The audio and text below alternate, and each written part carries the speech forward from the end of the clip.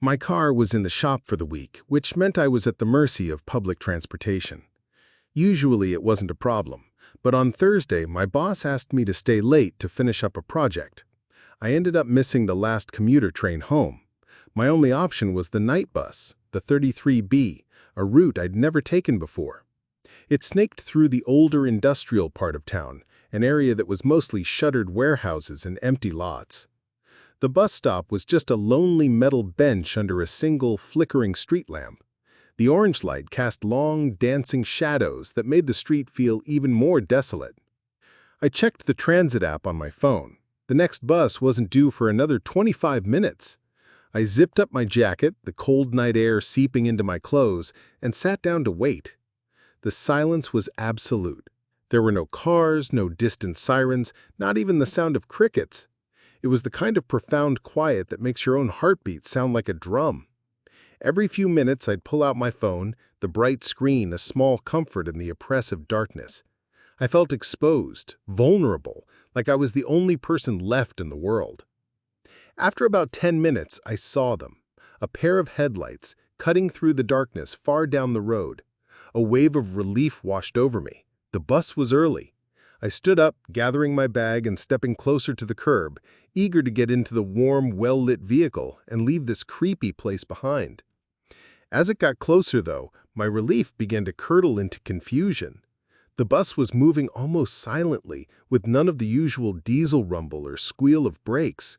The interior was dark, not lit up like a normal city bus. The only light came from the headlights, which seemed unnaturally bright. It slowed as it approached my stop, and that's when I saw it. The driver's seat was empty. My mind scrambled to make sense of what I was seeing.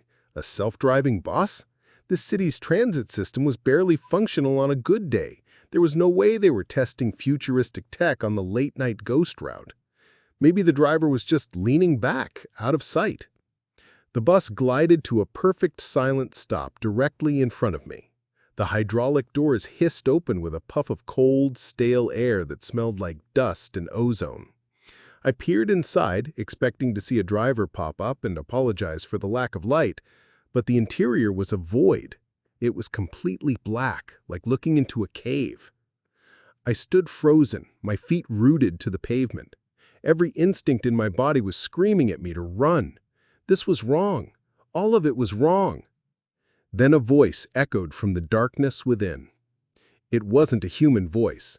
It was distorted and metallic, like it was coming from an old, broken speaker, yet it seemed to fill the air all around me. And it said my name. Anna. It was a flat, toneless statement. My blood turned to ice. How could it know my name? I hadn't used a transit card. I was going to pay in cash. I took a step back, my bag slipping from my shoulder and hitting the ground with a soft thud. The voice came again, a little louder this time, a little more insistent. "Get on, Anna. It's time to go." I couldn't move. I couldn't breathe. I could only stare into that impenetrable blackness, a blackness that felt ancient and hungry. The open doors were a silent invitation to a destination I knew I never wanted to see. For what felt like an eternity, the bus just sat there waiting. Then, with a final, soft hiss, the doors folded shut, sealing the darkness inside. Without a sound, the bus pulled away from the curb and continued down the road, its red taillights shrinking until they were just two pinpricks of light that were swallowed by the night. I didn't wait for the real bus. I called the most expensive cab of my life and sat in the back seat shaking all the way home. I never told anyone what happened. Who would believe me? But sometimes when I'm walking home late at night and the street is a little too quiet, I think I can hear the faint hiss of hydraulic doors opening just behind me, and I don't dare turn around. The rain had been relentless all day, a cold, miserable drizzle that soaked through my coat and chilled me to the bone. It was the kind of weather that makes you want to be anywhere but outside. Naturally, it was also the day my car decided to die, its engine giving a final, pathetic cough in the office parking lot. I was stranded an hour after everyone else had gone home, the building dark and silent around me. My only option was the bus. I'd missed my usual express route, which meant I had to wait for the local, a bus I hadn't taken in years. I stood under the flimsy shelter of the bus stop, the city lights smearing across the wet asphalt like runny paint. The street was nearly empty, the usual downtown bustle long gone, replaced by a profound, waterlogged silence. I huddled deeper into my coat, watching the minutes tick by on my phone. The bus was late. Of course it was. Each passing minute felt like 10, the isolation gnawing at me. Finally, I saw headlights cutting through the gloom. They were round and yellow, not the bright white LEDs of the modern city buses. As the vehicle drew closer, I could see its shape was all wrong. It was old, with a curved, almost friendly-looking design, like something out of a black-and-white movie. It groaned to a stop in front of me, its air brakes letting out a long, mournful sigh that sounded almost human. A faint smell of rust and damp earth drifted from it. Across the top, in faded, peeling letters, was its destination, Route 66. I frowned. I knew the city's bus routes like the back of my hand. There was no Route 66. There hadn't been for decades. It was decommissioned back in the 80s when they built the new highway. This had to be some kind of special charter or maybe a bus that was out of service and the driver was just being kind. The doors folded open with a shuddering metallic groan. The driver, an old man in a worn gray uniform, gave me a slight nod, his face completely shadowed by the brim of his cap. He gestured with a hand in a stained white glove for me to get on. I hesitated, peering past him into the bus. The interior was dimly lit by a weak yellowish light that seemed to absorb sound. It was full of passengers, every seat taken, but they were all sitting perfectly still, their hands folded in their laps. They stared straight ahead, their faces pale and expressionless, their eyes wide and vacant. Their clothes were dated, fedoras, simple dresses, thick-rimmed glasses. Not a single person turned to look at the open door. The silence from within was absolute. No one was talking, no one coughed, no one even seemed to be breathing. A cold dread, heavier and more chilling than the rain, settled over me. "Is this bus going downtown?" I asked, my voice sounding small and weak. The driver didn't answer. He just gestured again, more insistently this time, a slow, deliberate motion.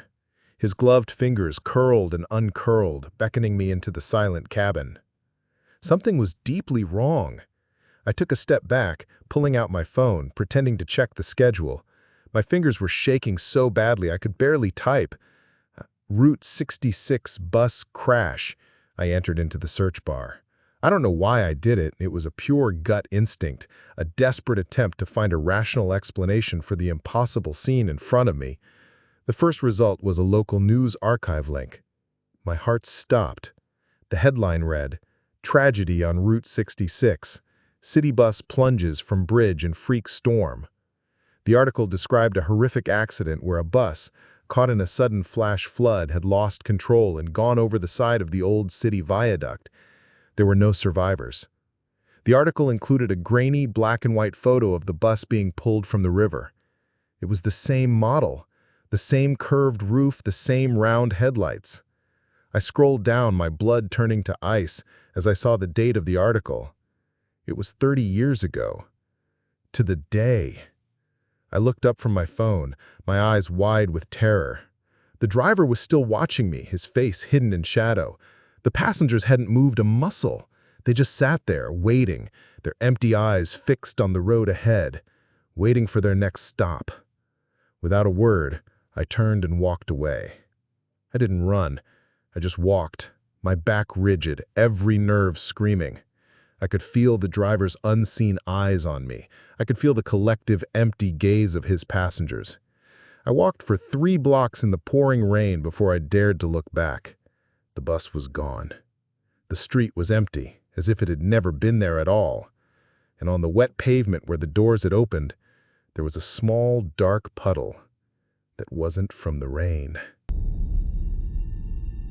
The last bus of the night was always late. I was 17, and my world was a 10-mile radius around my parents' house, a radius I often pushed to its limits. That night, I'd stayed too long at my friend Mark's place, lost in video games until his mom kicked me out. The walk to the bus stop on the old county road was long and dark, with nothing but fields of corn on either side, rustling in the wind. The bus stop wasn't much, just a wooden bench with peeling paint and a single faded schedule tacked to a post. I sat down, the damp wood cold through my jeans. The air was heavy and still. I checked my phone. 11:45 p.m. The bus was due at 11:50. I leaned my head back against the post, the day's exhaustion finally catching up to me. My eyelids felt like lead. I'll just rest them for a second, I thought. I woke with a start, not to the rumble of a diesel engine, but to an unnerving silence. A fog, thick and white as bone, had rolled in, swallowing the road, the fields, everything. It was so dense I could barely see the end of the bench. It clung to me, damp and cold, muffling all sound. My phone was dead. I had no idea how long I'd been asleep. Then two dim yellow lights cut through the mist. A bus emerged from the fog, moving with an eerie quietness. It wasn't one of the new city buses. It was older, with a rounded top and wide windows. As it pulled up, I saw the digital sign on the front. It didn't display a route number. It just had two words, glowing in a sickly orange. Last stop. The doors wheezed open. I hesitated, a knot of unease tightening in my stomach. But the thought of waiting in this fog alone was worse. I climbed the steps. The air inside was stale and cold. There were a handful of other passengers scattered throughout the seats, all staring forward, their faces blank. An old woman with a floral scarf, a man in a rumpled suit, a young couple huddled together. No one looked at me. I slid into an empty seat near the front, and the doors hissed shut behind me. The bus pulled away, gliding silently through the impenetrable fog. I couldn't see anything out the windows, just a swirling white abyss. I recognized the rhythm of the road, though. The turn onto my street should be coming up. I reached up and pulled the cord. A dull chime echoed through the silent bus. The bus slowed, and the doors opened. I stepped out, expecting the familiar sight of my street corner. But I was standing on the gravel shoulder of the county road, staring at the same wooden bench I had just left, the bus stop. Before I could process what was happening, the doors closed and the bus was gone, swallowed by the fog. Panic flared in my chest. Did I get off too early? I must have. I waited, my heart pounding, and a few minutes later, the same two yellow lights appeared. The same bus pulled up. Last stop. Confused and scared, I got back on the bus. The driver didn't look at me. The other passengers were in the exact same positions. I sat down, my mind racing. This time, I waited longer, counting the turns, positive I knew where I was. I pulled the cord again. The bus stopped. I got off. And I was back at the same bus stop, the same bench, the same oppressive fog. Tears of frustration welled in my eyes. I boarded the bus for a third time, determined to stay on until it reached the end of the line, wherever that was. As I walked down the aisle, I noticed something. The old woman in the floral scarf was gone. Her seat was empty. I stared at the empty seat, a new, colder fear gripping me. I looked around. The man in the rumpled suit was still there, the young couple. But where did she go? We hadn't made any other stops. I decided to confront the driver. I walked to the front of the bus. "Hey," I said, my voice shaking. "What's going on? Where are we going?" He didn't move or speak. He just kept his eyes on the white wall of fog ahead. Defeated, I returned to my seat. The bus drove on. After a while, I looked up again. The man in the rumpled suit was gone. A few minutes later, the young couple vanished too. Now it was just me. The bus slowed. I looked out the window and saw it. The wooden bench, emerging from the mist like a ghost. The bus stopped. The doors wheezed open, inviting me out into the cold, silent world. I was the last passenger. This was the last stop. I looked at the driver. For the first time, he turned his head. He didn't have a face. It was just a smooth, pale oval of skin, completely blank. I scrambled off the bus as fast as I could, falling onto the damp gravel. The doors hissed shut. The bus pulled away, its taillights fading into the fog, leaving me alone in the silence, at the stop with no name, waiting for a ride that would never come.